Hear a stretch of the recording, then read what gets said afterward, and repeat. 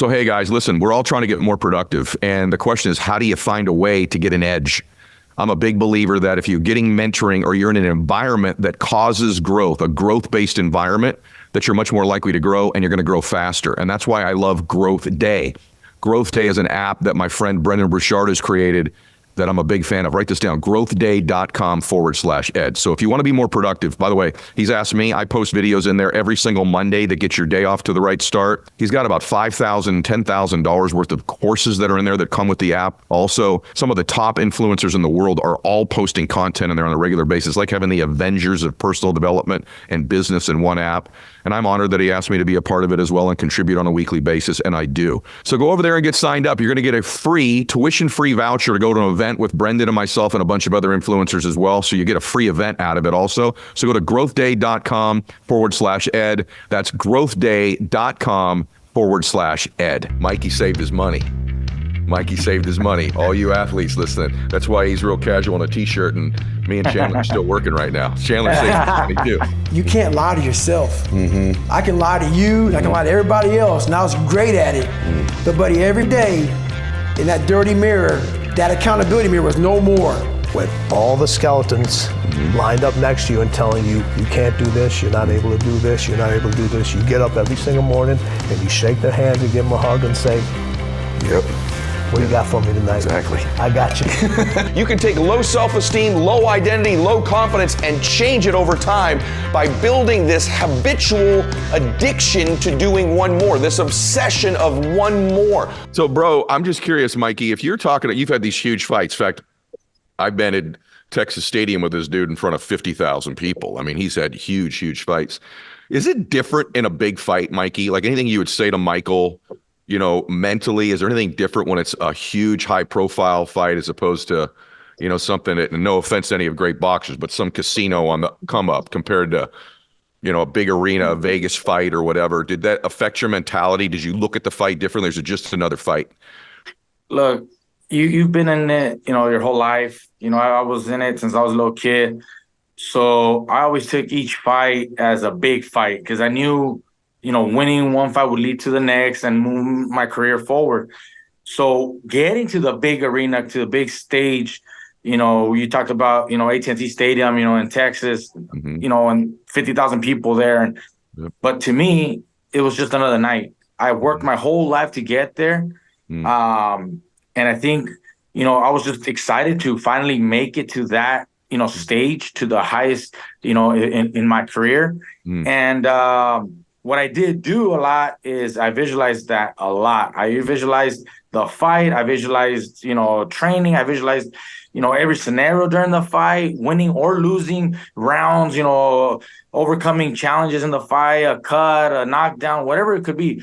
I would always visualize, you know, and that went for every fight, but especially on the big one, because I didn't want anything to be, you know, out of, you know, my norm to scare me or timid me in any way, you know. So for me, it was visualizing everything, the ring walk, you know, the introduction to the fight, just so that I could have that already in my head. When I experienced it, it wasn't as new. It was already there before. I had already logged it in. I've already seen myself in front of that kind of attendance, that kind of crowd. And I just felt comfortable. I felt normal. It felt like another day.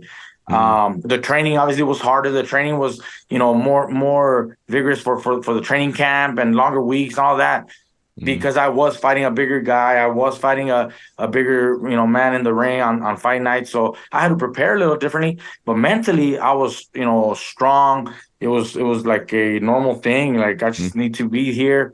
I visualized every round. Even though the fight didn't go the way I originally wanted to, I that was my first loss, but I walked out of that 100% healthy, fine. We hung out the next day. We flew back together. We flew back together. You could tell.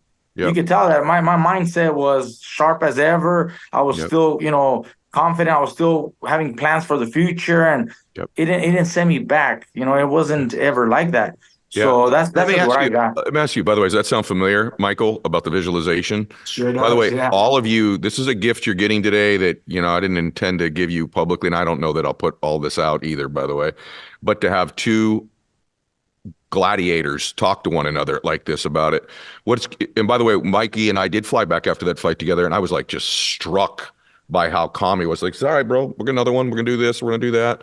But Mikey, what was interesting about what you just said, and Michael, I'll let you ask Mikey anything you want to. That's why I brought him here today. But Mikey, you would actually visualize negatives too. You're okay with visiting. Yes. I lost a round or whatever. I'm interested in that.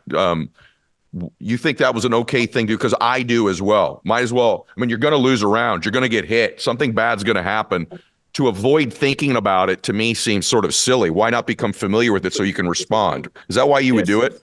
Yes, it's just so that you don't get nervous or panic if something does happen during the fight. It's better to be well prepared for any scenario, including a knockdown or a cut, something of that nature. But no matter what I envisioned or I visualized, I always came out the winner. I would always visualize myself winning at the end of the night. Whether it was I lost a couple of rounds or it was a tough fight. I got dropped in one of the rounds, but I got up and I know how to react. And I know how to continue with the remainder of rounds and always winning at the end of the night. In other instances, different fights, I did get dropped on two separate occasions, but I knew what to do. I knew how to react. I had already planned how to even get up from a knockdown. I didn't want to get up in any way that would make the referee think that I was hurt and stop the fight. So I purposely figured how to position myself, how to take my time, how to take a knee first, and then slowly, gradually walk up, and then walk a little bit towards the neutral corner, give my opponent more space, so that when the fight resumed, I wasn't right in front of him, and he's attacking me. I give more space, so I would visualize that and prepare myself. I didn't do it in training camp where I would purposely go down and get up. No, but I would do it here, training my mind to be able to react in those scenarios. If I got cut, I knew exactly to signal my corner, let them know that I was cut so they could prepare the medicine so that as soon as the end of the round was there, the bell rang, I was already close to my corner. In fact, a lot of the rounds I would walk close to my corner at the 10-second count. I'd walk close to my corner, so in case there was anything, they'd be the first ones to attend me while my opponent still has to walk all the way across to his corner. Those are a few seconds extra that I will have that my opponent doesn't have. Wow. So I would practice all this. What I want everybody to get, whether you're an entrepreneur or you're an athlete, or I want Michael too for this, is the specificity of preparation, right? To think that you would actually, and in Michael's case, it's not quite as easy if he's on the ground, but the specificity to think that you're actually edging towards your corner early to get those extra few seconds of cuts. Now, one thing you were great at, this is more like inside stuff for Michael. One of the things Mikey was most well known for in boxing was his ability to go in with a game plan for the fight, because his brother's the greatest trainer in the world.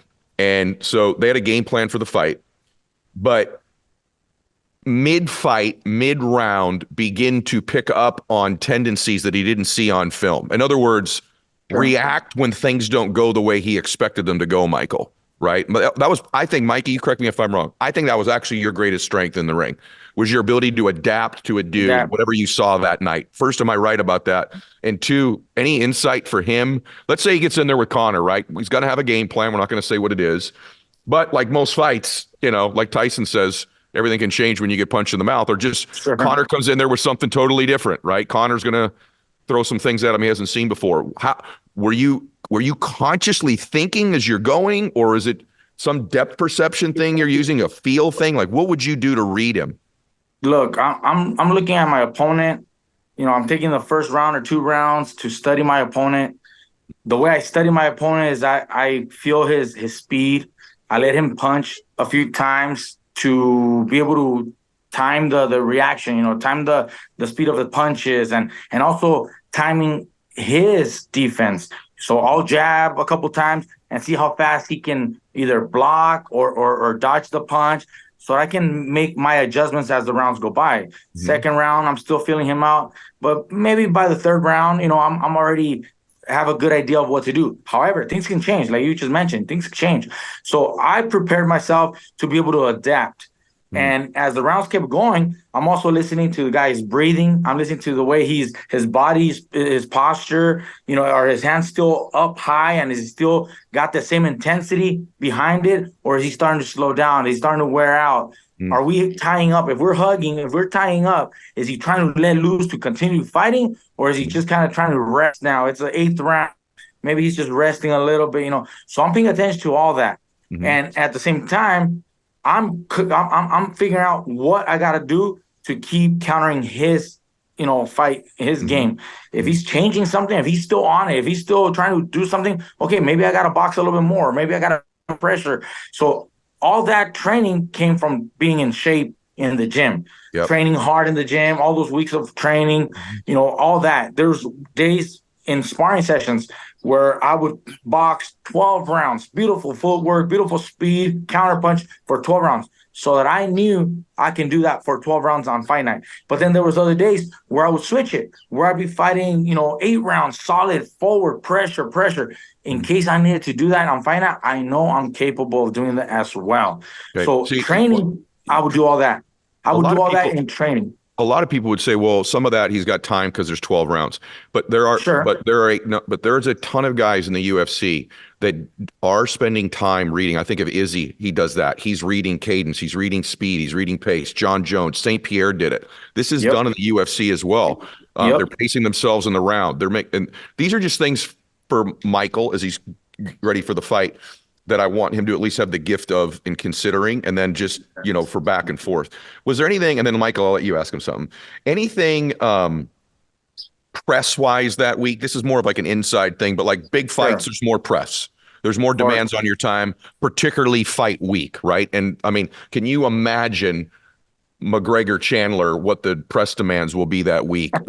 Did you, I mean, it's one of the biggest fights in the history of the sport. So anything you did to mentally stay a particular way or pace yourself, or that you would think of in dealing with just even press for the week of the fight? The press, that media is going to be tough. It's going to be rough. Everybody's going to be pulling you left and right. Everybody wants, you know, 10 minutes of your time, and you're obligated, you know, to some extent. You have to give, you know, press. You got to give the media some time. You got to give them interviews. It's part of promoting. It's part of being professional, you know, at that level.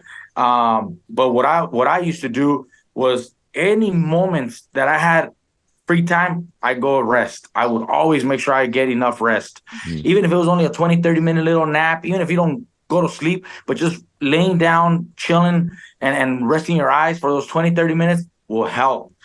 At the end of the day, your number one goal is to perform and fight on Saturday night, on fight night, to your best of your capabilities. The media can wait a little bit. The media can be put to the side. You got to give them a little bit, but it's not all that matters. The number one thing is winning the fight. You know, that's number one. So you got to give them some time. Yeah, it's part of promoting, part of the business, part of, you know, marketing the fight. But every moment that I had, every hour, every 30 minutes that I had, I'd go take a break. I'd go take a nap.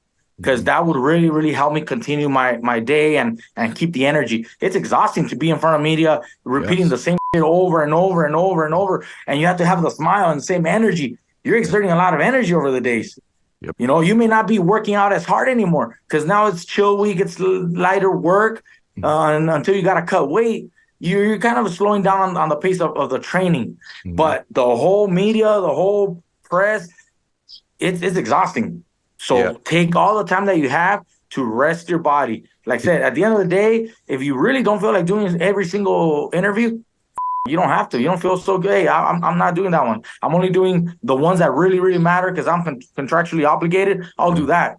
You know, the network or the main ones. After that, hey, I'm done. I'm resting because I want to win the fight. Yeah, these are all things, by the way, everybody. And let's just be clear. Michael's had tons of huge fights. Madison Square Garden. I mean, he's fought in the biggest arena in the world, just like Mikey has, right? He's done this. But everyone listening to this that's getting an inside peek of what top athletes in the world think about and talk about. Same thing comes in business. Sometimes you got to say no to meetings because you got a big close at the end of the week. You got to be your best and peak at that moment, right? So these are all the same principles. Michael, all the big fights you've had, I just wanted to put someone almost the same sport, but a little bit different.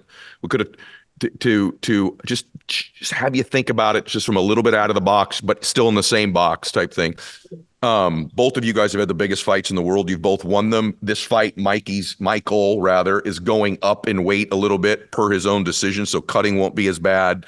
You went up in weight too, Mikey, 4 different times. Michael, anything you want to ask Mikey before I let him go so we can have the rest of the show and talk? But anything you want to ask him?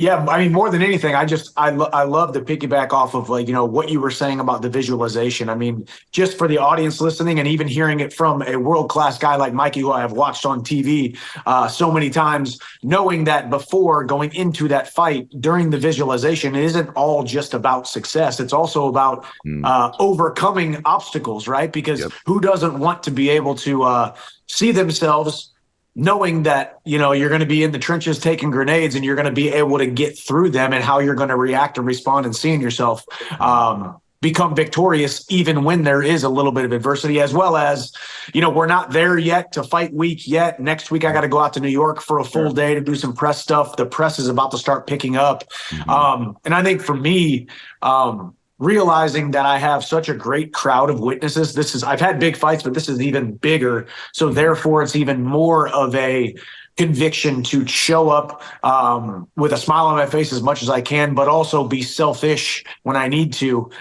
take a little bit of time and maybe say no to a couple of them where you're like, this one's not exactly one of the big ones, but no, that inside of even just like thinking about and your highlights and the fights that I've seen you in, and thinking about that man, because you've always just been that man, that dominant guy out there, but then also hearing those little idiosyncrasies about the visualization and all the different things that you looked at and watched and played inside of your head, even leading into those fights. And they weren't always positive, but they always ended with your hand getting raised. Yeah. Yep. Mikey, I got to tell you, man, I'm really grateful you did this today, bro. You didn't need to do it immediately, Michael. Just so you know, immediately I asked Mikey. He's like, "Yep, I got you." He was in New York. He's like, "I got it. I'll make it happen." I had to change the time on him. He's like, "No problem, bro." And the other thing everybody should know, and I talk about this, Michael, all the time. Mikey saved his money. Mikey saved his money. All you athletes listening, that's why he's real casual in a t-shirt, and me and Chandler are still working right now. Chandler saved his money too, but Mikey saved his money, and he's a young, wealthy man. Bunch of real estate. He's done really, really well for himself. So I love you, brother. Thank you for jumping in. I appreciate it. I'll text you when we're done here. Let me know. Thanks, Ed. And want to wish you the very best, Michael. We know how gangster you are. We know you're such a badass you are. You got this. I mean, you've been training your whole life for this. There's nothing more that we got to give you, much more tips on fighting. I mean, you've done it. You just got to go in there and take care of business, brother. I wish you the very best. I'll be checking it out. Thank you so much, man. I appreciate you, man. And I'm going to have Ed connect us so we can. I'll do it today. I'll connect you when we're done. I would love that. You're the man, Mikey. I appreciate you, brother. We'll go get some dinner after your fight. Yeah. Hey, what'd you say, Julio's, or where you want to take? We're going to go to Javier's, but you're going to win this fight. There you go. Let's go. You're going to win the fight, and you're going to buy us dinner. So that's what we're going to do. I got that. I got you guys. All right, brother. Take care, brother. Mikey. Thank you. All right. Have a good one, guys. Man. How cool was that, bro? Was that cool? Dude, it's so cool, man. Absolute warrior. I mean, that was the thing, too. Obviously, phenomenal technician, phenomenal at boxing, but also just a warrior, man. And obviously, like you said, different sports, but they're the same. It's hand-to-hand combat, whether it's wrestling, boxing, kickboxing, these hand-to-hand combat competitions, man. Yep. And one of the things that you all should know that, kind of inside baseball stuff that Mikey and I work on and that Michael and I work on is visualization. A lot of you ask about that, but it's like really detailed stuff, and it's okay to visit failure. It's okay to visit a down cycle. And in fact, I think it's really important because then you can program yourself out of it. So anyway, I just wanted to have you visit with him for a minute and have the audience listen to the two of you. Start a little bit with how you grew up, because I think that's part of the story. Well, my dad, so I grew up in Buffalo, New York. My dad really helped create this. I'm not giving him credit. Yeah. He was a great dad, clap my hands for his ass. He helped create this because he was just he was a devil. He was a guy that had to be very insecure, very beat down. Something had to happen to him when he was younger, because the way he treated me, my brother, my mom was just horrible. So he would beat us, my mom, my brother, me. And I'm not talking about you got in trouble, so let me give you a whipping. When he was a drunk. Okay. So whenever he woke up, man, he woke up drinking, went to bed drinking. And that's just how it was. And when he get drunk, he just got violent. So my mom caught my dad cheating. We got home about 4 o'clock in the morning. So I'm about 7, 8 years old, and I hear some ruckus outside my room as I'm getting ready to bed down for the night. And my mom and dad are outside my room because there's a staircase right there. And my dad is smacking the hell out of my mom and knocks her almost unconscious, where she's kind of out of it, she's kind of loopy. She falls down, he grabs her by her hair and drags her down the stairs by her hair. And so at this age, I'm sitting thinking, man, what the fuck should I do, man? Like, I'm scared, but then something in me saying, you gotta go and do something. Oh my gosh. But I'm scared to death of this guy because he's been beating the shit out of me since I can remember. And I mean, like, laying me out for nothing. And I'm sitting thinking, man, okay, man, like, what am I gonna do? So my brother, he and I were very different. When my brother would see the fighting, he would go to this room and hide. Yeah. I didn't do that. I always stuck around. So this time I stuck around and I decided to help her out. So I go on the stairs and I jump on his back, and literally he tells my mom, "You're raising a gangster," as she's like on the floor. And he's almost smiling, almost like proud, but that smile went to a frown pretty quick, and he beat the living hell out of me. And he beat me literally from my neck down to my ankles, like black and blue. So the next morning, I was gonna go to school half the day. My mom woke up and she pulled the covers back, and what she saw was how bruised I was. And so when she pulled the covers back and saw how bruised I was, I'll never forget looking at her face. Because she used to write letters for me, for me and my brother to miss PE because we were so bruised up from getting beaten. So, hey, he's sick or whatever. And so, she was lying a lot for my dad. So this particular day, she didn't write a letter. But when I laid in the bed and looked up at my mom, she pulled the covers back, I'll never forget looking at her face. And her face is tattooed in my brain. And why I say that, this past year, I got the VFW award for Americanism Award. And if you Google David Goggins VFW Award, I'm in front of 5,000 veterans. And I'm getting this amazing award. John McCain got it. And I'm up here thinking, man, I'm up here getting this award. This is amazing. It's for giving back and also having a great military career. And I could give this 6-minute long speech. And I'm up there, man, I'm talking, and I'm thanking people who helped me out. And I get to my mom, she's sitting back, she's sitting right here on stage, but behind me. And I haven't cried in 30 years. I can't even picture it. Haven't cried in 30 years, I don't do that. And I turn around and say, and I want to thank my mom for not picking me up when I was knocked down, but teaching me how to get up. Because she never picked me up ever. And because her circumstances sucked. So anyway, I look back and I said that, and when I got done, I didn't even get a chance to say it. I looked at her eyes, and my head went right back to her face when she saw me bruised up. And that fucked me up. And for 58 seconds, look at the video, and you'll see me, my head's down, and I'm sobbing. Wow. And I'm in front of 5,000 vets, and the guy who was hosting the thing had to come up to me and like put his hand on my back. And I was just destroyed, overcome with emotion. And then 58 seconds go by, and I get up and I deliver this speech. And so I tell you that because my life tattooed me. And so when I came from Buffalo, I was 8 years old. I didn't have one learning disability, I had several. But I hid all this shit. I never talked about my dad being crazy, or I couldn't read, I couldn't write. I got held back in my second grade. So now we moved. My mom now finds the courage to move to the small town called Brazil, Indiana. Was that beating the catalyst that made you leave? That was the catalyst. And that's probably why you flash back to that second. Right. Okay, I got you. So basically that next morning, so this is what happened. That beating happened, and maybe 2 days later, my mom's in the living room while my dad's in the kitchen talking to one of his girls. My mom walks in the kitchen with me and my brother sitting in our, standard locations at the table. My dad at the head of the table, me and my brother at the side of the table, and there's a phone behind my dad. He always talked on the phone, smoking a cigarette, drinking his scotch. And he's talking to one of his girls on the phone. And my mom walks in, and this is where she was at mentally. She walked in, looked at me and my brother, and she said, "You guys can come or you guys can stay, but I'm getting the fuck out of here." God. And so she was broke. Like, she was just broken. And I got my shit and I packed. I was gone quick. My brother was kind of like, what should I do? So, long story short, he ends up coming with us to Brazil, Indiana, but he didn't want to come. We had car trouble. It's all in the book. He had car trouble. All kind of shit happened, but we finally get to Brazil, Indiana. Let me jump in real quick. First off, when he says the book, everybody, I've read a lot of books. My favorite thing about you, obviously, there's this things we're going to get into in a little bit here that are just remarkable about you, that you've achieved. Actually, I don't think are remarkable about you. I think you found remarkable spaces in your own mind that other people could also find. Right. But I think it's remarkable you found them given these circumstances. Well said. But the book that he's referring to, guys, is Can't Hurt Me. And when you read this book, everybody, I'm telling you, these stories like he's telling them now, they jump. Like, I read the whole book in one day. Wow. And the reason is because I was so fascinated with you in the first place.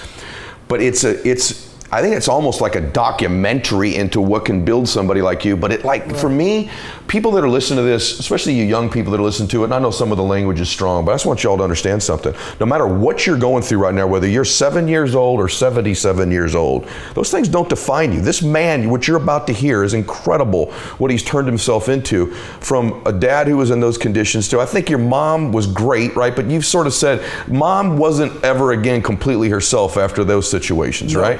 Then he goes into school, has a learning disability, he's behind because he wasn't going to school, kind of starts just lying and cheating to get his way through school. Stuttered bad. Like this. My elementary years, I stuttered so bad. I had these white splotches all over my skin. I had patches of hair falling out of my head. Out of stress? Stressed. I was so stressed out from my childhood, and then now I'm in this situation where I'm like, God, man, I'm dumb. I'm not smart, and now I'm like this black kid amongst all these white people, and it just made me feel just fucked up. And my mom was working 3 jobs. We lived in a $7 a month place. She was never home, and I was like, but I didn't want to put my troubles on my mom. Before that, my soon-to-be stepdad got murdered. One incident that really shocked my mind was it was Christmas. So picture everything I talked about. This is my 7th grade year. We're about to go out for, so Christmas break's about to happen. And so here we are. We had elementary to junior high that rode our bus. And we pull up in front of the junior high school, and the bus lets out, but not yet. This kid who missed the bus, he missed the bus because he had some cookies for the bus driver. He goes over, and I tell a story because this story, it fucked me up so bad.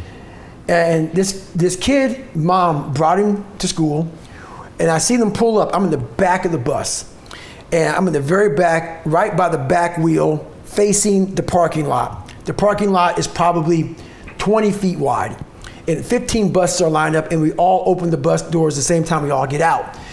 So the kid, I see him, the mom yells over, "You forgot something." He obviously forgot the cookies. He goes back, gets the cookies. I look forward, the bus moves forward maybe this much. Next thing I know, I'm hearing this lady screaming, top of her lungs, pulling like at her hair, this yanking at her hair, this screaming bloody murder. And I'm looking over to the same lady that called her little boy, and like, what the hell? And she's looking down under my tire. And so I see these things on my window, and I don't know what they were, but they were like little spots. Oh, God. So you know how the old bus school, the buses have the little things you push in, you pull the window down? I push them in, I look down, I'm looking at her, and her face, her eyes are looking right down underneath my tire. And I'm like, what the hell is she looking at? So I look down, and this kid's head was this flat. And his eyes were bugged out of his head. And I tell you that story because almost exactly a year later, the same exact time frame, the day after Christmas, my mom's soon-to-be my soon-to-be stepdad got murdered. Oh my God. So I tried to bury that, and now my 8th grade year, he gets murdered. And so what happens, I had to bring you back here to set the tone for what happened here. I want to understand what the hell you just said. You're telling me in the 7th grade you watched a young man get run over by the bus? I didn't see it, I saw the after You saw the after of his, oh my. And so what I did, so I got off the bus, and this is what curiosity does to you. This is the dumbest thing I've done in my life. I'm walking now, so I have to go to the principal's office because I was like witness to this shit. So I'm in the principal's office sitting there, and the one thing I did was I looked under the bus, So I see this, and I look under the bus as I'm walking to the principal's office, and I see these little kids' shoes. Now, I'm telling you this because this shit it's about PTSD, and so I already had it from my childhood. Of course. Now I'm in 7th grade, and I see this little kid's shoes like this big. He was an elementary kid, just twisted in, and I'm just like, what the fuck? And then nearly a year later, the day after Christmas, a year later, my soon-to-be stepdad gets murdered, and I tell you that because I slept on my floor for probably, I don't know, 4 months to 6 months. Why? I was afraid to sleep in my bed for some reason. Wow. Don't know why. Wow. Some psychological fucking Wow. But I'm painting this picture for you, let you know where I was at. Yeah. So one time in my Spanish class, we had all of our notebooks that stayed in the class. Mm-hmm. So, and obviously your name's on it. Yeah. You go get your notebook for a class. And I always sat back in the back of every class, man, because I just want to be, just don't look at me, don't call on me. Yep. I don't know shit. Open my notebook up to the first page, and on it was a noose, like a little hangman noose, with me hanging from it with the same thing, nigga, we're gonna kill you. And this is in the 90s. This is the 90s. In 1995, the KKK marched in the 4th of July parade in Brazil, Indiana. Now, they weren't allowed to march like actually in the parade. They were allowed to march 100 or 200 feet behind it. My mom didn't know how bad my grades were. She never saw one report card. I hit everything from, and she didn't even ask. She was so bogged down with life. And so I got away with a lot of shit because her mind was occupied. So it made me, honestly, a weaker person. So I scammed life. My mom helped me scam life for a while. But this time I couldn't scam life. I went the second time, took the ASVAB test, failed it again. And a week later, she got a letter in the mail from my high school.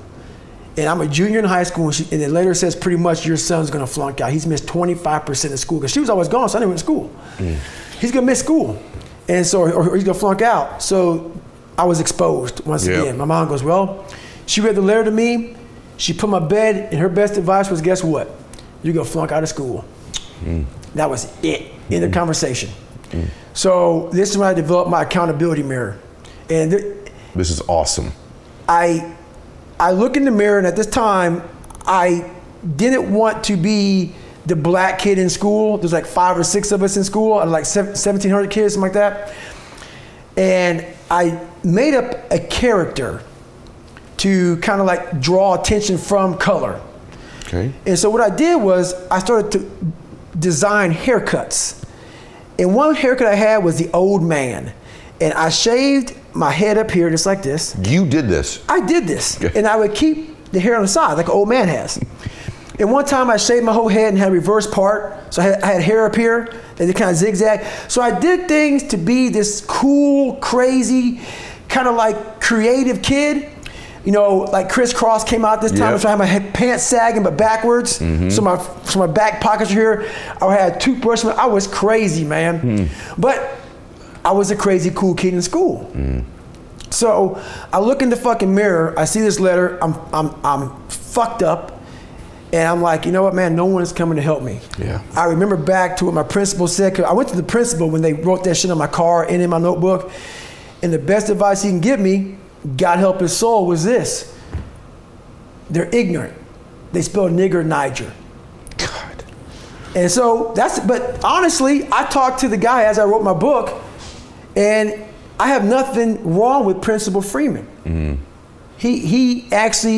actually interviewed him for the book, and he was happy to interview. He's a good man. What the fuck you could tell some black kid, you're a white guy in white society, we could tell me. You could shut down the fucking school and have a fucking damn. So I started talking to myself this way in this mirror. What the fuck is Principal? Because at that time, like, this is the best you can fucking do, Principal Freeman? That was my mind then, but in this mirror, it wasn't my mom, it wasn't Principal Freeman, it wasn't my dad, it was me. Because when nobody coming back to fucking help David Goggins, that was my mindset now. And so with my non-spelling ass, I started getting these sticky notes. Wow. And writing, you're fucked up. And my mom wakes up like, what is wrong with you? I go, man, I have to change because I can't stay here. Wow. I can't, I looked at myself in the mirror and I was defeated. I go, look at myself. I'm like, who am I? So I'm defeated in this mirror, and I'm like, okay, I'm changing. I said, Mom, can we please get a tutor? So we can only afford $15 a week for a tutor. So I have 4 hours a month. Okay. 4 hours a month. I had a 4th grade reading level, man. Wow. 4 hours a month for 6 months. That's all I had.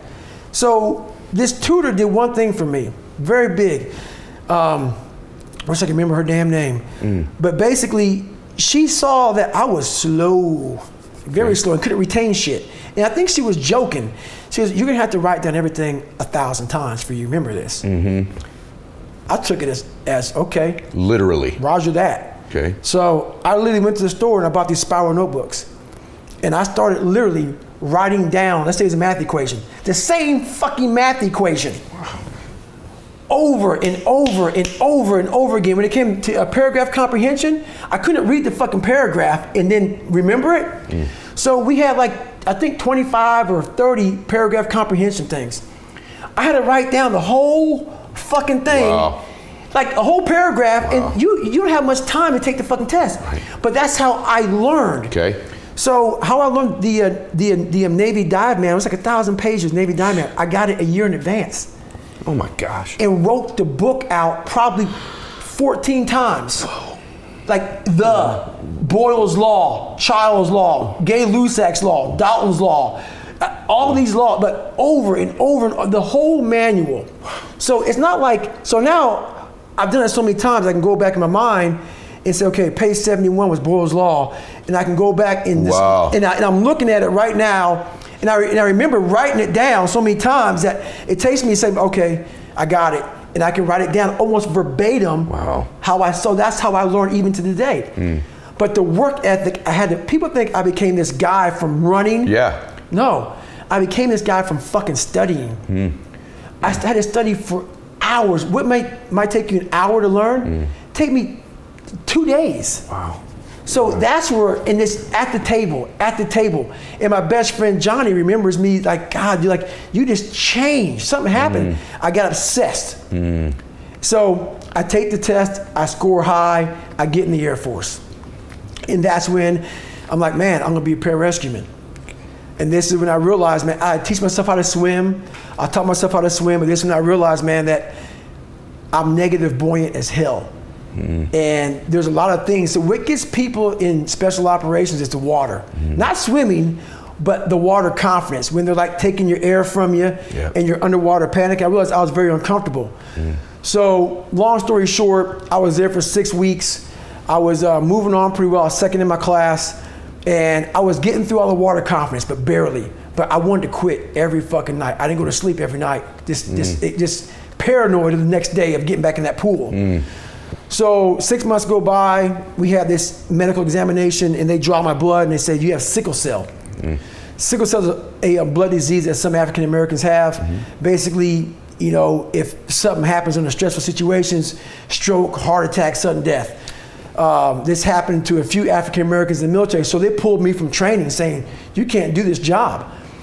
And when you live a very stressed out life, like I was living, that's your norm.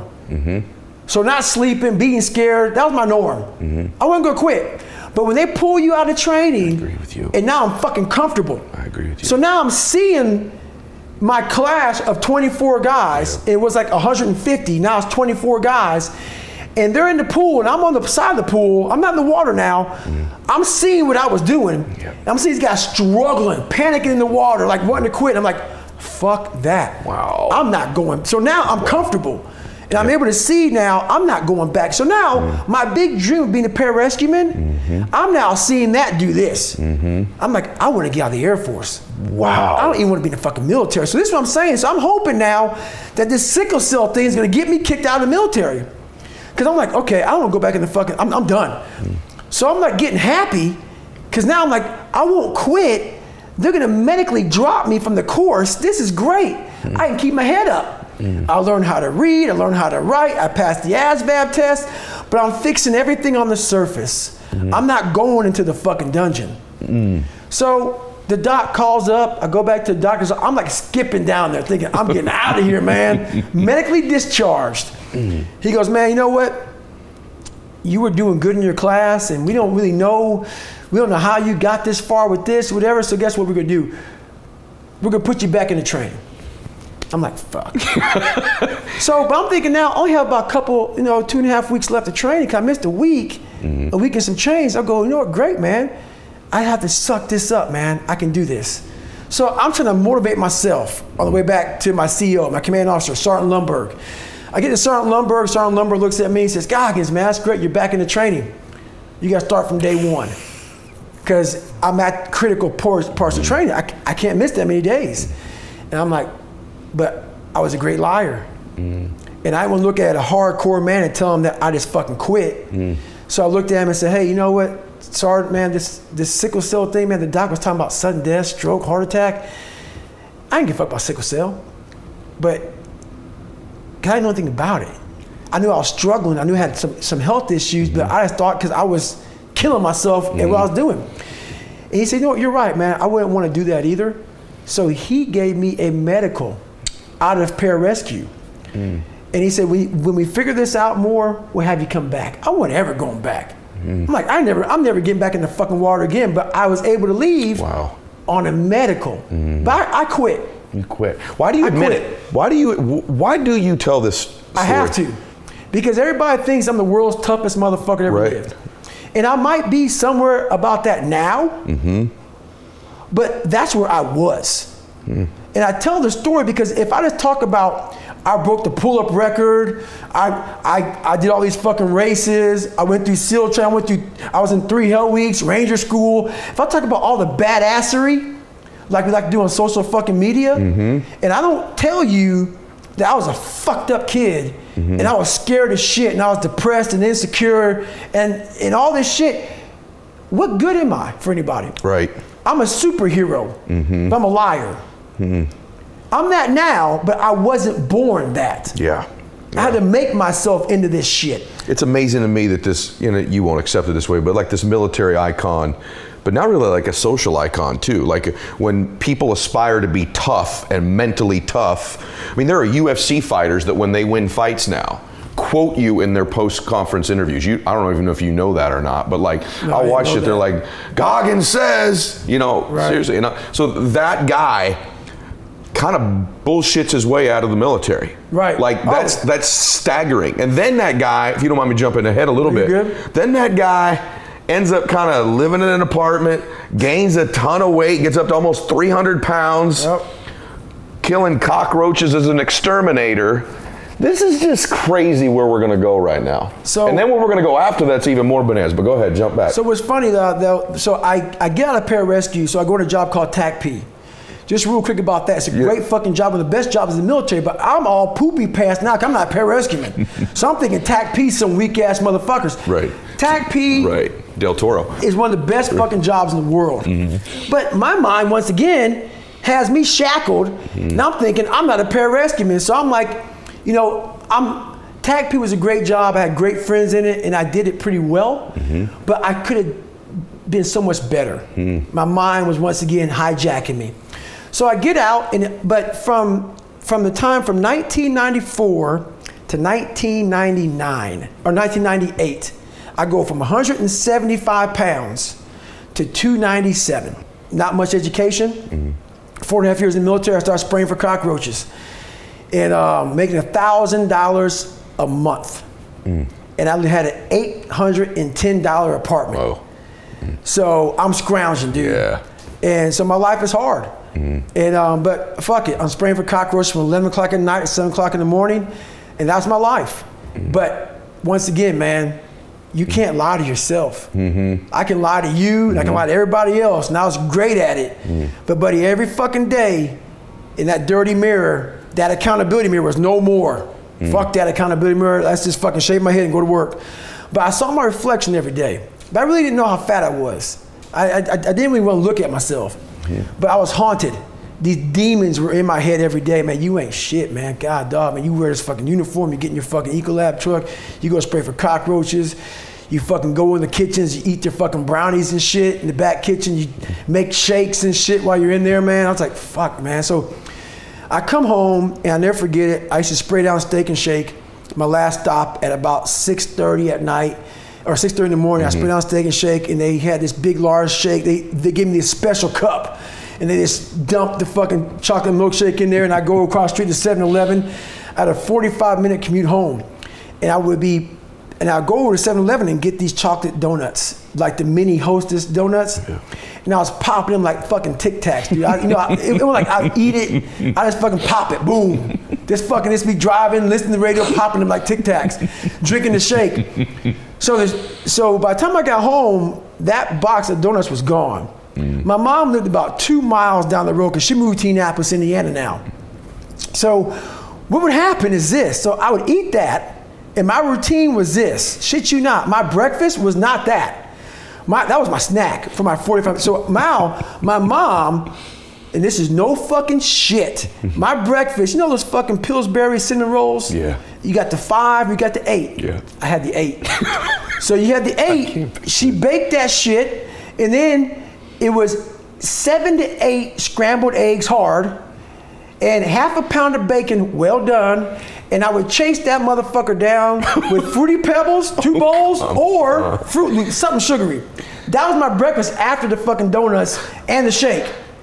So this day though, I get home, call my mom up on the phone. She goes, "You want your staple?" I'm like, "Hell yeah, I want my fucking staple," you know? And that's how I talk to my mom. You know, me and my mom came up with some fucked up shit. Yeah. People go, "Man, why you cuss so much?" Because my life wasn't easy. Sure. So I'm not gonna sit here and sugarcoat it for you. So my mom cusses at me because, but we have a great relationship. Okay, great, come over. And so at this time, my routine was to come home, turn the TV on, listen to the TV, like blare it, because like literally, I had this big living room, and my shower was like back down the hallway. So I turned the TV on and like blare the TV and kind of like listen to it a little bit as I showered. I'm hearing Navy SEAL. Heard about them, knew about them, but now I want to come out and see what they're fucking talking about. 'Cause I heard World's Toughest. So I come out and watch this documentary. I come out, I basically, I had my towel and I had my shake down on the counter. I had this little fucking TV in this huge living room. So I'm looking at the TV and I'm leaning forward and I'm watching this shit, and it pretty much goes through first phase, second phase, and third phase, but they concentrate on Hell Week. Okay. But all I saw was the Pacific Ocean. Right, water again. Dude, I saw nothing but water. More water than pararescue. And these guys are like going from this big class to this, and it shows them quitting. And I see nothing but this jackhammer. Guys, snot bubbles and just rolling around, sugar cookies, in and out of the surf. And carrying these boats and logs. I'm like, fuck that, man. That shit looks evil. But guys, as they quit, I saw like their soul leaving their bodies almost on screen, because this look came over them. And I imagined, I remember myself back in pararescue training, I bet that's how I fucking looked in front of that fucking Sergeant Lundberg, and I bet he could see in my eyes that I was basically quitting. He knew I was quitting. He just gave me a medical. That motherfucker knew it. As a man looking at another man, you know when the man's done. And I'm like, so I thought about Sergeant. I said, that motherfucker knew I was quitting, dude. He just didn't. He saved me and didn't want to tell me I was quitting. He knew it, because I can look at somebody now and say, okay, dude, you're good, but I know you're quitting. It ain't your fucking knee or your back or whatever. You're quitting. He saw that in me, and I said, motherfucker, man. So now I'm watching these guys go through training, and it goes down to 22 guys are left, and it was amazing how it ended. Because these words, I don't know them exactly, but it's in my book exactly. And this commanding officer's at graduation, and these 22 guys graduate buds, SEAL training. And his commanding officer's in his dress whites. He's up there, some old skinny fucking commander, but you could tell he's been through the shit. Salty looking motherfucker. And he's looking hard, and his speech was amazing. He goes, "We live in a society where mediocrity is often rewarded." And he looked down at the 22 men, and he says something about basically, you all detest mediocrity. And he goes on to talk about this mediocrity and shit. And I just sat back and I said, God, man, I just want to be like these motherfuckers. Man. I want to feel, because now I was projecting myself in those chairs. I wanted, how do y'all feel like right now? And I go, I want to feel like you do. You 22 men, I want to feel like that, man. I said, I'm tired of feeling the way I feel every day. I'm tired of how I feel. I'm tired of lying to myself and lying to people and just being some piece of shit. And I always knew in the back of my mind I could be something special. Yes. But I knew the work it was going to take was going to kill me. I was afraid of that. I was afraid of the brutality and the suffering I was gonna have to endure. But I knew I could do something. But I'm like, I ain't trying to do that kind of work, man. I'm just not trying to do that. So I chose the path of the easy, of least resistance. So now my idea is, it became so haunting and daunting on me, myself, that I said, I'm done. I'm fucking done. And I thought I fixed myself in the accountability mirror when my mom put the letter down on the bed. Yeah. Nah. So now, at this point, I actually drive back to Buffalo, New York to see my dad. Haven't seen him in years. I've not heard this part. And no one knows about this. I didn't even put this in the book even. So before I start this journey to be Navy SEAL, I go back to see my dad because I realize now I gotta fix some shit. I'm blaming everything. I gotta go back. You know how a lot of times you're like, if you're a runner, your right knee may hurt, but it's not your right knee that hurts, it's really your left hip. Yes. But we're concentrating on the right knee. I'm concentrating on all my shit. But I need to go back to the root of the problem, which is my dad. I gotta face the demon. I gotta go back and see what made him so fucked up to make me so fucked up. Why am I fucked up? So I go back and I go back in as an older man now. I'm in my 20s. I'm not a kid anymore, and I want to see this man and face him as a grown man, but still as a kid in my head. I was still a kid, but I was a grown man as my age. And I went back and I realized he was the same man that he was. Still the same. Still the same. And I talked to him. He was still nuts, and. But I had to go back and face that one more time, but to face it in a different way. How'd you do it different? I looked at him in a way, we never said sorry to one another, and he went off about my mom and my grandparents and all kind of shit, but I looked at him in a way that I realized now why you fucked us up. I had to almost be him to realize it's okay, brother. It's okay, because I realized that somewhere in your fucking life, something fucked you up, and you didn't deal with it. And so you put that shit on me, my mom, and everybody around you. I'm gonna deal with my shit. Wow. So even though you gave me all this shit, you gave me a satchel of shit that I didn't deserve, and now I'm all fucked up, and people think I'm a fucking liar and I'm all fucked up. You gave me this. You created this fucking nightmare of Goggins. I'm gonna fix it though. Wow. So now I get it, I look at it, and this is what I'm saying in my head. This is my favorite thing you've ever said right now. And I love all of it, but that's my favorite thing. I've never heard that. I'm gonna fix it now. So I must take it. I take all this shit, it's mine. I'm gonna fix all this shit. But I know to fix shit, people wanna find peace immediately. And this is where people don't like me. I don't believe that shit. You ain't gonna find it through fucking yoga and all this other bullshit. I stretch out a lot and I believe in yoga, all this shit's great, but you ain't gonna find it in some fucking room. You're gonna find peace from going to war with yourself, because we all got shit. We all got shit. People look at me, the reason why my story resonates with people, because I don't hide. I'll tell you exactly who the fuck I am, I will admit to it. People are great at hiding. So they wanna just find peace. No, you gotta take your shit, fix whatever's fucked up in you, don't just shove it under the rug, fix it, and then you'll find some peace later. So hey guys, one of the things I love is when technology can revolutionize an old industry. And I think we'd all agree one of the industries that needs a lot of revolution in a lot of ways is the medical industry. And ZocDoc's doing that in this sense. I love it. One of the hardest things to do in the world is to find a doctor that you click with that takes your insurance, by the way, and that's local. ZocDoc is a free app and website where you can search and compare high-quality, in-network doctors, choose the right one for your needs, and click to instantly book an appointment, typically in 24 to 72 hours. We're talking about in-network appointments with more than 100,000 healthcare providers across every specialty, from mental health to dental health, eye care to skin care, and much more. Plus, ZocDoc appointments happen fast, typically within 24 to 72 hours of booking. You can even score same-day appointments. So stop putting off those doctor's appointments and go to ZocDoc.com/Mylett to find and instantly book a top-rated doctor today. That's ZocDoc.com/Mylett. ZocDoc.com/Mylett.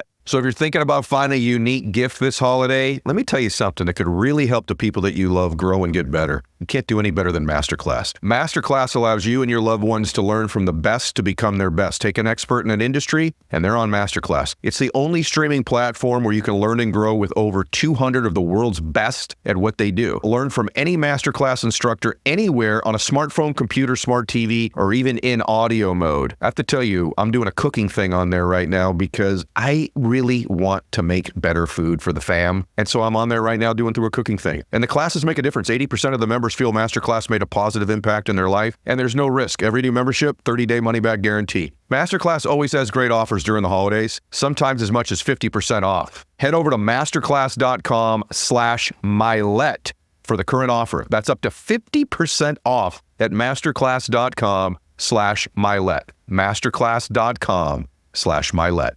So let's take Kobe and Jordan, the two physically phenomenally gifted dudes, mixed with all the things that you have in the book about winning. Like if you want to think like Kobe Bryant and what Tim Grover did, read the book. Right. If you want to think like MJ and the things that you learned from MJ and then that you took to another level, read the book, right? Did you ever work with a guy, don't say who, I know you wouldn't, but did you ever work with someone as physically gifted as either one of the two of them that just lacked these things and so as a result we don't know who they are? Numerous. Really? As physically gifted? Even more. Wow. Even more. They were by far not my most physically gifted athletes. I worked with athletes that were jumped higher than MJ, who ran faster, who had better footwork than Kobe, but Michael Jordan and Kobe Bryant were not the two most physically gifted athletes you've worked with. No. Whoa, okay. And then so when you would work with these guys and you'd be pushing them in training, there was a different resistance or fatigue, or how was it different? You know what, Ed, how many times have you had people come up to you and says, I'll do anything to get where you're at? Right, all the time. Or I'll do anything to work for you until you tell them what your definition of anything is. Your definition of anything is different than my definition of anything. I'll have an athlete, it's very simple. When I first start with them, when I was training numerous, I said, what time's the first workout? I'd say 3:30. I'll be like, okay. It's 3:30 a.m. a.m. I wouldn't tell them a.m. or p.m. I'd tell them 3:30. Okay. So myself, my staff, we're sitting waiting, because winning doesn't sleep and it doesn't understand why you do. That's awesome. So then we come back they roll in the gym about 3:30. Like, what are you doing here? They're like, you said 3:30. No. I said, you got the wrong time. And I said, when does a new day start? And they look at me and goes, I said, no, the new day starts at 12 midnight. That's right. That's a new day. Mm-hmm. All right. What are you waiting for? And even if you tell them, hey, MJ did this, Kobe did this, if they don't have it, they don't have it. They don't have it. Do you think it's a lack of obsession? Like you said, you've referenced a couple times, like sleep at night, your bed doesn't sleep and all that. One of the things that, I'll be honest with you, there's a lot in the book that hit me, and you guys go get the book. Winning, Tim Grover, real simple. Get it anywhere books are sold. But there's this part of the book, man, it almost made me cry audibly reading it, but I did get water in my eyes, and I'm gonna get water even explaining it to you, where you're talking about being asleep and that you get these visitors at night. And I know those visitors very, very well. I have them too. It's attached to my obsessions. And I don't think the average person who wants to really win understands the extent and degree of obsession required. They don't. So can you elaborate on that visitors that you get at night? Everybody thinks obsession is a bad word. Mm-hmm. It's not. I love to use the people you're a great example. Ed, why keep going? Look at the house. Mm-hmm. Not only this house, the other house, and the other house, and the plane. And if people pay very close attention to what was just said, probably about 20 minutes ago, what did you say? I don't know if I consider myself a winner. That's obsession. That's obsession. And I love to use your plane story as an example. You went from a very nice sized plane to even a bigger plane, but it's still not your 747. That's right. True. It's not your 747. Yeah. All right, that's an obsession. That's a healthy obsession. That's what gets you out of bed. That's what allows you to, when you get out of bed, when all the skeletons are lined up next to you and telling you, you can't do this, you're not able to do this, you're not able to do this. You get up every single morning and you shake their hands and give them a hug and say, yep. What do you got for me tonight? Exactly. I got you. Because exactly. you're a part of me. You're a part of me. And people put it's funny, winners bring all of them wherever they go.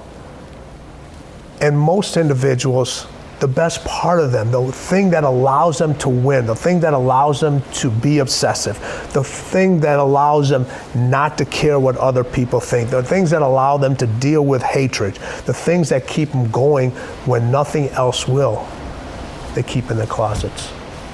The best part of them, they keep in there because they're worried, what are people going to think about me if I let those things out? I always say this, all right? You know, everyone says, I'm afraid to become that person. Yeah. You should be more afraid not to become that person. Be afraid not to become that person. You're a big thing about, you know, I want to, at the end of the journey, yeah. You know, I want to meet my better half and say, hey, what did you leave behind? Or I was like, hey, this is the person. Shake hands with them. Shake hands with them. If you can't become that person, you're never going to be able to shake that person's hand. Yeah, I'd much rather, I live in more fear I live in way more fear of not becoming that person than I am about not trying to be him. Big time. But I do have, I want to stay on this for a minute. I get these visitors at night too that you get. So I don't want people to think that winning is all like rosy and glory and beautiful. It's nothing. It's really not. And I'm not even, you have to know this. Here's the real, I've never said this on the show. You have to really know these truths so that you can actually decide you still want to win. Yes. Right? Because what does come with becoming this way now at 50, and you're 56 or 56. 56, you look great. I've had 50 years of having these visitors in my life at And night. they're not going away, Ed. They're not. That's what everybody wants to do. The people just want to sweep them under the rug. They want to keep them in the closet. They don't want to talk about them. That's what makes you successful. That's what makes you. That's what makes you special. That's what makes you different. And what did we say? Different scares people. Winners and winning scares people. And they don't want to win because of that. They're trying to win, they're trying to balance, they're trying to fit in. What do winners do? Very few of them have balance in their life. Maybe after they become successful, they try to balance a little bit more. All right. There is no balance early. They don't care what other people think. They're extremely obsessive. They know it. And they don't mind telling you that they're chasing the next win because that's what fuels them. But when people come to you and say, you've had enough, why? Slow down, unwind. I don't know about you. I do know about you, I should say that. We are at our most uncomfortable when people tell us to unwind. We like to be wound up. Yes. We like that. That's like a part.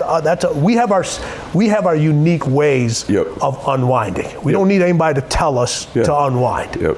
My favorite way of unwinding is having some tequila with a buddy of mine who's another winner and talking about doing more winning. Right. I was on Andy's show and I said, winning is more fun than fun is fun. I remember that. And I just really believe that. It's actually what I like. Like, I like the pursuit of winning. I like that I sincerely don't feel that way about myself because I'm scared if I did. Like, I'm scared of these visitors that I have are my fears, my worries, my hopes, my thoughts, my skeletons. Yeah. They take all those forms. And you don't know what form they're going to take that night. And you know what? They're going to sit at you with the table. They're not going to. I put this in the book. When you travel, those skeletons are traveling with you on the plane They're my constant companion. all the time. Yeah. And if you notice, everyone looks at you and you fly on that plane alone. I've said Ed's never been on that plane alone. It's true. It's true. He's never been on that plane alone. You're with me all the time. All the time. And you know what? When they look at his tequila bottles on the thing and they're finished, that's because they're drinking the best stuff also. That's so true. I wonder who's drinking all that stuff, man. Stuff gets expensive. I just love this because this is the realest conversation I've ever had about winning, and it's the realest book about it. Like it's, I don't, this isn't one of these Pollyanna things like, it's not all rosy. No, there's a lot of it that sucks. And like, unless you want to sign up, and by the way, I don't know if I'm actually cool if you don't. Like if you actually said, hey, I don't want all that stuff. I don't want to, I don't relate to you. I'm not going to hang out with you. You're not my kind of people. But I'd actually admire somebody who says, I won't do these things that are in this book, and I know I'm not going to win. Rather than say, I want to win and do none of the things that are in the book. The people that can admit it, they've already won. The people that said, this ain't for me. This ain't for me. This ain't, they know exactly who they are. I'm good. I'm good. Most people will settle for good. Most people will settle for okay. All right. Very few people will settle for great. Very few people will settle for unstoppable. Very few people will settle for winning. I break things down 3 different ways. So look at this. And I didn't even put this in the book, but I want to share this with you. Okay. You have individuals that compete. Everybody competes, you know that. Yep. You know, you play golf, you love golf. Sure. You know, you go out and your golfing partner, I don't know, what's his real name? His real name is Kelly Gwynn. We call him Richard Cabeza. Yes. Dick Cabeza is head in Spanish. I got it. Okay. Everyone that's wondering what that's his name, because half the people don't know, that's what Richard Cabeza Everybody means. knows him. He's going to be signing autographs. He does. Cabeza. He goes out now. People are like, I love you with Mylett, man. Can I get your... He's had people take pictures with him. It's awesome. You know, so... And I'll get into it a little bit later about that. But there's people that compete. All right, everybody knows how to compete at something. All right, and for most people, when they compete, they want to they want to just finish. That's their win. They just want to finish. All right. Now, to me, if you're that level person, is that finish going to lead to another win? It might not be. It might be in something else. If you're going to run a marathon, all right, and you're not one of these top elite marathon runners, you're not going to win the marathon. Right. You're not going to win. But you have a mindset to say, hey, I'm going to finish this marathon. Now, is that, when you finish that marathon, what else is it setting you up for? But there's people that go in there, they're just happy. They're just happy competing. They're just happy finishing. They're just happy to be in the race. Then you have people that win, right? Once. They win once. Yeah. And how many individuals do you know, and you probably don't, well, I shouldn't say this. I said you know, not associate with. There's a big difference. That keep telling you about that win over and over again, no matter how long it's been. Gosh. Factoid. All right. I got it, man. All right. You were quarterback in high school. Yes. I got it. Yes. You got your master's. Yes, I got it. I got it. All right. Then you have individuals that win at winning. Oh, that's really good. They win at winning. So they win over and over and over again. You think it's all it's cracked up to be? No, but we don't know any other way. Best answer of all time. Very simple. Everybody, we don't know any other way. Best answer of all time. We can't accept it any other way. We just can't. I wrote a best-selling book. Crap. I didn't have to do another book. You wrote a best-selling book. Right. You know, you have another book coming out. You don't have to do any of this. But if you didn't, that would be more detrimental to you. You don't know any other way. Yeah. You just don't. Yeah. You think that, by the way, I'm loving this, just so you know, because I know people that might be listening say, hey, this is a little bit dark, like, welcome to winning. Like, that's why you see so many people. I watched Nick Saban after he wins these national championships. He's gotten a little bit better at it the last couple of years. Have you noticed this? Yeah, just a little bit. Just a little bit, like 1% better. You but know what? Either his wife or somebody in his family told him. Hey, at least smile for the interview after, right? We can get back to work tonight. But you watch these prolific winners. So I did love to watch MJ celebrate that win in the evening that he won, right? Or, you know, the few times I saw Kobe actually celebrate the win. But I know the next day they're back to work. I watched a Saban, and like for years he'd win these national championships, and you could already see the grimace on his face for the next year in the post-game interview. In the post-game, yes. Right? And like I think people look, they go, well, then is he, and I think to your answer, you're right. Like people say, well, is he really enjoying this? Yes, and he knows no other way. So maybe it's not all, I wonder if you ask, is it all it's cracked up to be? I think some people might say, no. But it's all I know. It's better than the alternative of living with losing the rest of my life or not trying. Yes. Right? All right. There's a reason it's lonely at the top. All right? And it's not because you want to be surrounded with other individuals. That's not the part people, when they talk about it's lonely at the top. It's alone because nobody understands what's going on in here. Of what you went after you've just won, what you went through, and you're already thinking about the next. You're already thinking about the next, and people can't comprehend that. And there's people whispering in your ear, and they're saying, "Enjoy it, enjoy it." By the time they say enjoy it, you did enjoy it. Now you're already thinking. Yeah. Do you think it's that, I'm just thinking right now, I'm asking you this, because you watched this and you've done it in your own life. Like, you've had two careers. You've had a career where you helped, which you still do, where you help other people win. And then there became this point in your life where you were individually winning as a speaker, as a coach, as a writer. It's an interesting thing to watch with you. You were the behind the scenes guy, then you weren't the behind the scenes guy. Do you think that it's like a dopamine thing, like when they win, like they're already, they have to get another one, like like it's an addiction? Do you think winning becomes an addiction? It is an addiction, and the only place where you can get that high again is the black market in your mind. It's the only place. Because you only know where that entrance is. You only know where that hit is. You only know what that drug is. And here's the crazy part about it. The next win has to be bigger. It has to be bigger. It has to be bigger. It has to constantly keep getting bigger and bigger and bigger. So true. It sounds like a sickness when you're listening to this, but I actually think it's beautiful.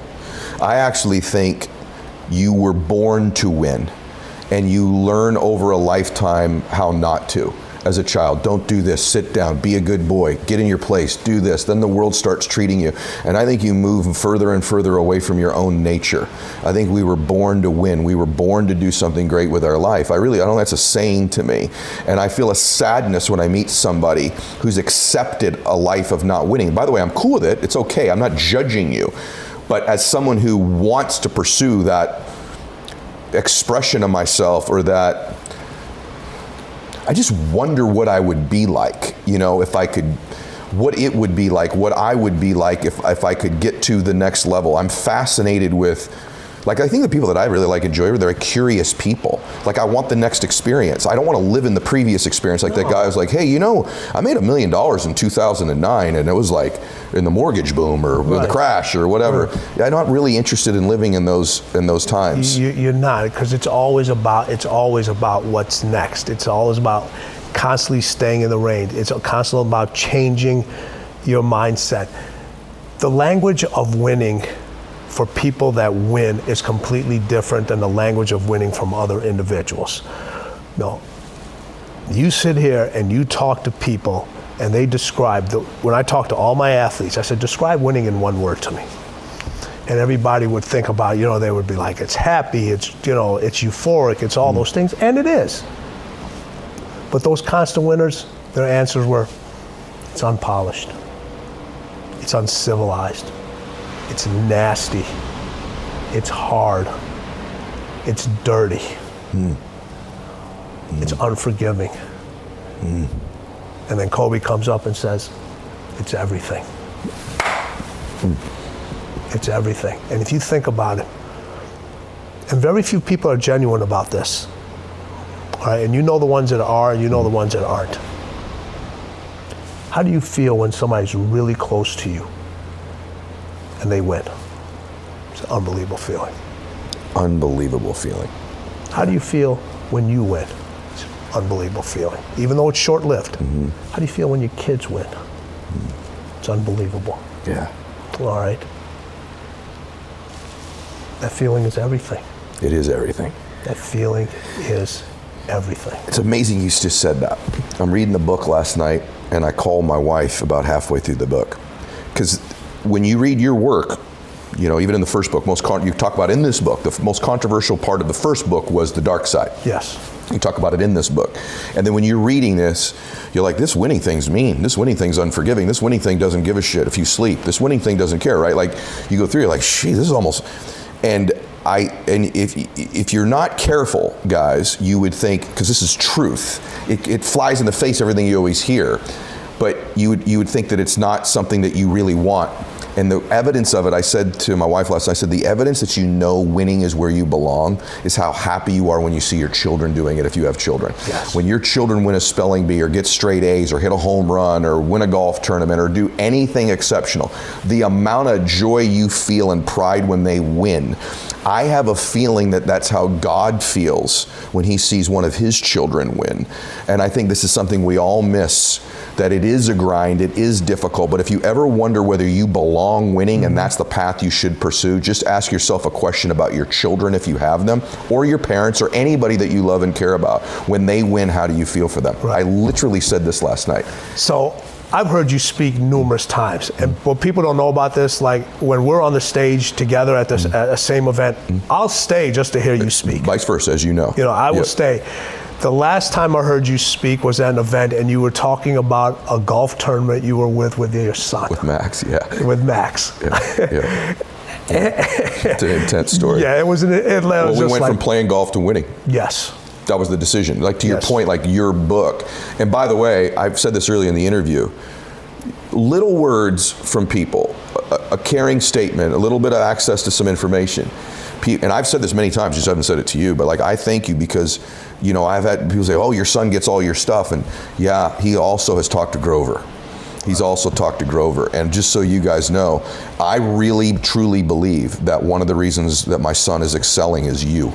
And your information, little whispers you get him, little direct message, little text message, little access to a call like you've done for my son. And I think that's the other thing that people don't know. Winners are generous. Extremely generous. Extreme. You know why? Because they're truthful. They tell you how it is. It's not rainbows. It's not unicorns. It's not sprinkles. This is what it takes. This is what it takes. And other people, they don't want to. We talk about the stuff nobody else wants to talk about. Right? Does that make us bad people? In many people's eyes, it does. But it also, we're the few people that are going to hold you accountable. We're going to tell you the truth, and people are going to say, you know what? Everybody else sugarcoated it. These individuals told me exactly how it is. That's what the book Winning is about.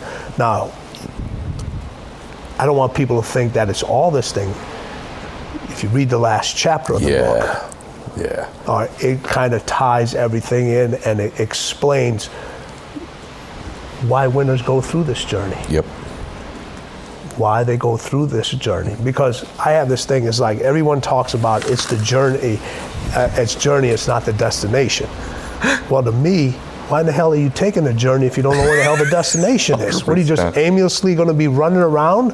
All right. Every time when you get on your plane or you get in your car, you know exactly you're going from here to here. Now, you may have to take a detour to go somewhere else to do whatever you're doing, but you're like, this is where we're going. You had a post a couple of days ago, man, it's nice to own a jet because all of a sudden I got to go wherever your destination was. I'm fired up about today's show because we're getting right into what it takes to win.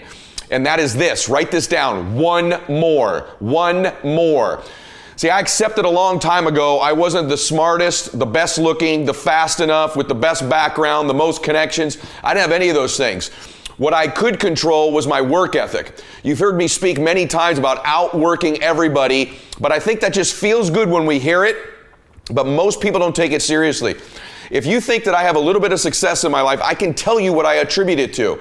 Yes, self-confidence, yes, mindset, visualization, goals, all the things I talk about all the time. Listening skills, influence, energy transfer, how to be happier, all of that stuff applies. When you get to winning, for me, it's come down to maxing out. And what maxing out means is you do one more at least than you think you're capable of. So when you're done, whatever you're doing, whether it's at the gym or phone calls or meetings or in sports, one more shot, one more throw, one more swing of the golf club or the baseball bat, the separator is for the winners, they do one more. I'm addicted to one more. And so I want your mantra going forward to be one more. What does that look like if we're working out? That means when we're in the gym and we say, I'm going to do 5 sets of 10, I'm crazy.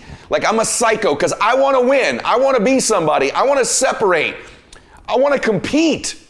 And the way I do that isn't with my giftedness, because I wasn't born with a bunch of gifts. And I think gifts are crap. I think for the most part, gifted people struggle in life because things come easy to them. I like that things haven't come easy for me in my life. I like that I don't have natural talents in every area. And maybe you like that about you too. Maybe you've looked at yourself all your life and thought, man, I don't have that natural beauty or that natural talent or this gift for creativity or intellect or humor. I don't have any of those things. But what I got is I will outwork you. And so at the gym, one of the things I focus on, they say it's 5 sets of 10. When I'm at 10, I go one more, bam, 11. If I'm running on the treadmill and it's a 45-minute run, I never finish at 45. I always go one more minute, 46. If I'm at the office and I'm supposed to make 25 phone calls that day, when I'm at the end of the day, I always do one more. If I've got meetings, I always do one more. My mantra for 3 decades in business has been one more. Why? Because we get out of life what we think we deserve. And I'm the kind of guy that I know when you do 45 minutes on the treadmill and I do 46, I deserve to be fitter.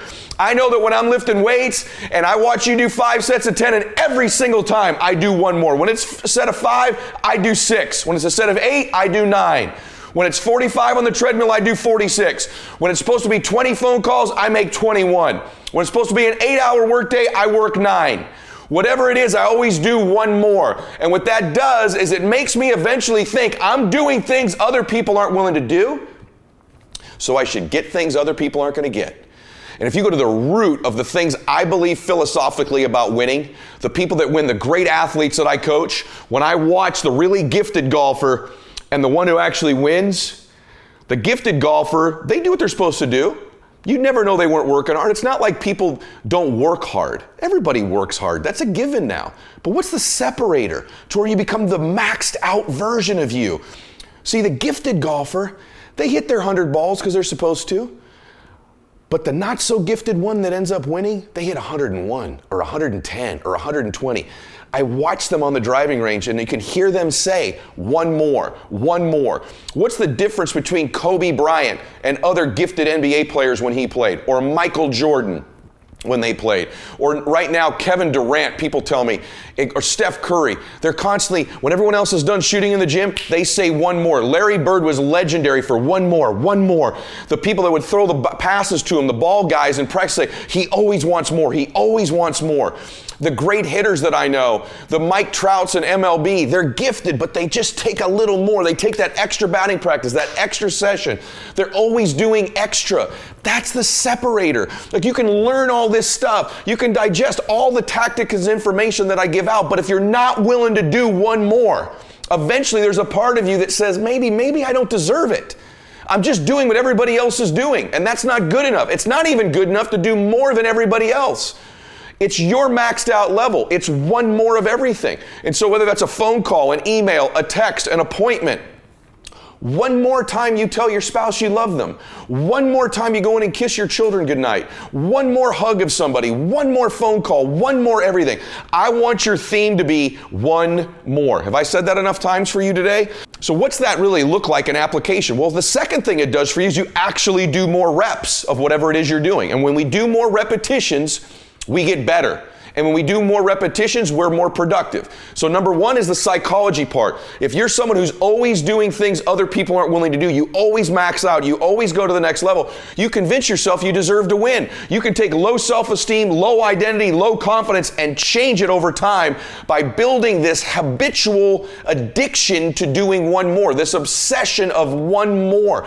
All the greats do one more and all the average don't. It's not that the average don't work hard. It's not that the average at your company, it's not that they don't work hard. They probably work pretty hard. But do they always do extra? Do they always do one more? Do they always do 10 more if they need to? Do they always get after it? The other part of it, number two, is you just get better because of the reps. You're just doing more of something, you get better. You get stronger. You become a better phone caller when you make one more phone call every day. You become a better communicator when you do one more meeting every single day. You get better at coordination in your sport or at the gym by just doing more reps. Yes, you get better. So that's the second layer. But the third one is you stack the odds in your favor. See, for me, I want the odds that I'm going to win to increase. The larger numbers we play in life in every area, more is always better. People tell you, more isn't always better. And almost everything, more is better, just so you know. And almost everything. People who tell you more isn't better in most things are lazy, and they try to justify their own weakness.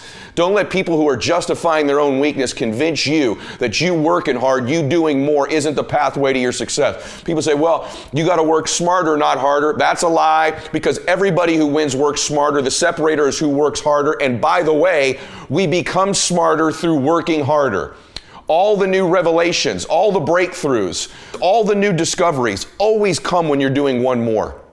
Always come through more repetitions. You find new ways, new strategies, new words, new keys by higher repetitions. So even if you believe working smarter is more important, you will become smarter by doing more. So if you work 300 days a year, let's just say 300 days a year, that's 300 more phone calls every single year. Over 5 years, that's 1,500 more contacts.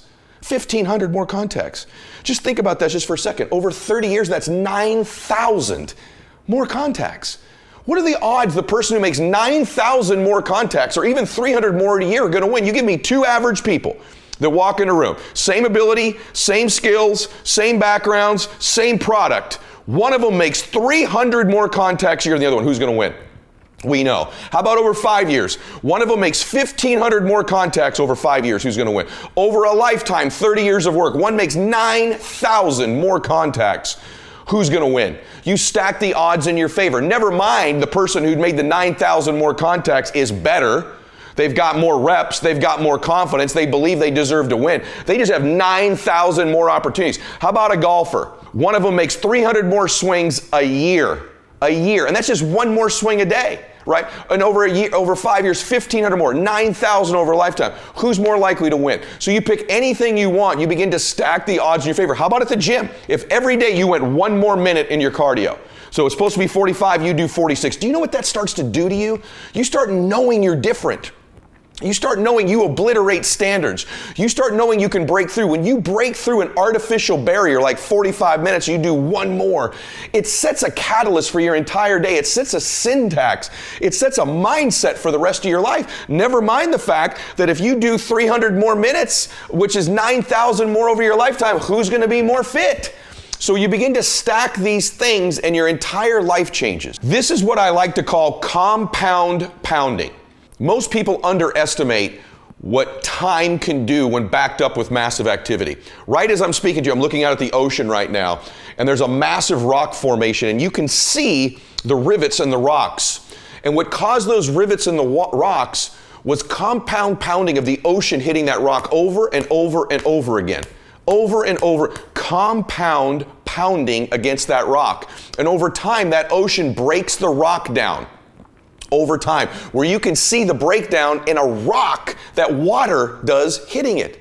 Think about that over time. Not one time when the water hits it, not 2 times, not 5 times. When you add up years and years and years of that water hitting the rock, it breaks it down.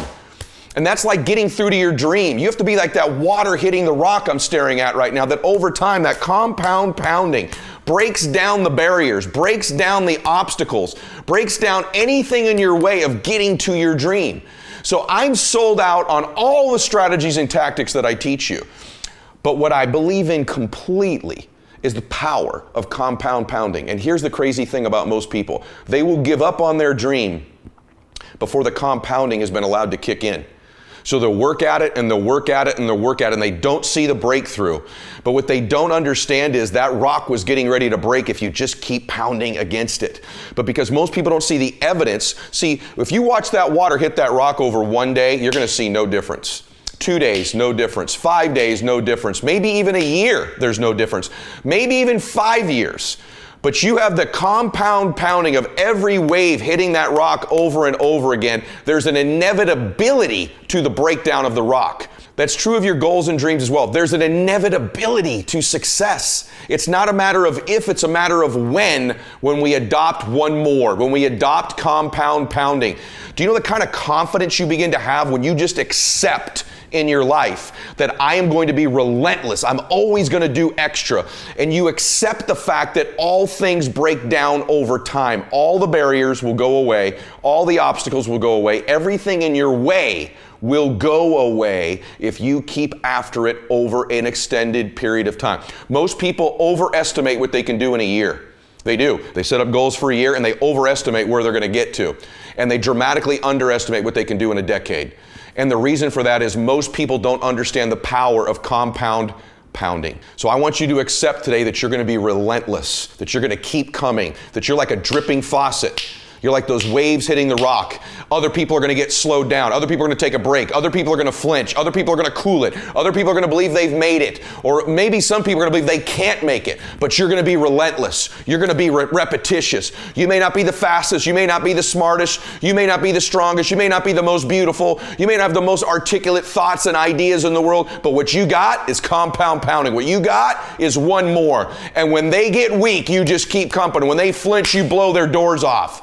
That's how you win in life, is you keep getting after it and keep getting after it until the job gets done. So a lot of people can be excited for a day. They can be excited for a month. Some people can be excited for a year or 2 or 3 years. But the winners, they stay excited as long as it takes to get the job done. They keep after it until the job gets done. They never stop. They're always after it. And that's where their strength comes from. That's where their confidence comes from, is knowing their capacity to keep coming at you, and that all your competition's going to get weak. They're going to get tired. They're going to surrender. They're going to give in. They're going to think they made it. They're going to take a break. They're going to cool it.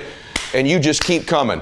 It's just nature. Just like the nature of the ocean against that rock, it's just nature that you run down your dream, that you knock down your dream. I want you to implement all the things that I teach on Max Out, all the tactics, all the strategies, but more than anything, I want you to buy into the fact of an inevitability of you winning, that it's inevitable, that it might not be a year or 2 years or 3 years, but you're going to stay excited and you're going to keep doing one more until the job gets done. Today's message is very simple. You can win. You should win, and you will win.